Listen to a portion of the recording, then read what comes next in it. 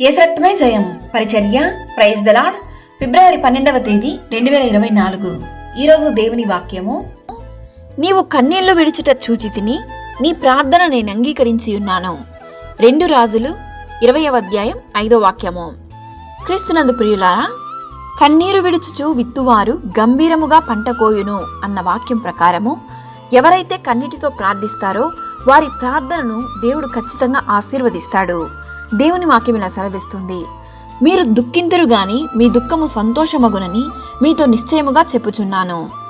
ఆయన దిక్కులేని దరిద్రుల ప్రార్థనను నిరాకరింపడు. ఆయన పరిశోధింపజాలని మహాకార్యములను లెక్కలేనన్ని అద్భుత క్రియలను చేయువాడు. ఆశగల ప్రాణమును ఆయన తృప్తిపరిచియున్నాడు. ఆకలిగొనిన వారి ప్రాణమును మేలుతో నింపియున్నాడు. ఎలయనగా దైవదృష్టికి మంచివాడుగా నుండువానికి దేవుడు జ్ఞానమును తెలివిని ఆనందమును అనుగ్రహించును. ఈరోజు ఈ వాక్యం వింటున్న ప్రియమైన దేవుని బిడ్డలారా, అనేక రోజులుగా మీరు దేవుని సన్నిధిలో దేనికోసమైతే ప్రార్థిస్తున్నారో ఆ ప్రార్థన దేవుడు ఆలకించి ఈరోజు మీకు అట్టి ఆశీర్వాదాన్ని దేవుడు దయచేయునుగాక. ఆమేన్. God bless you.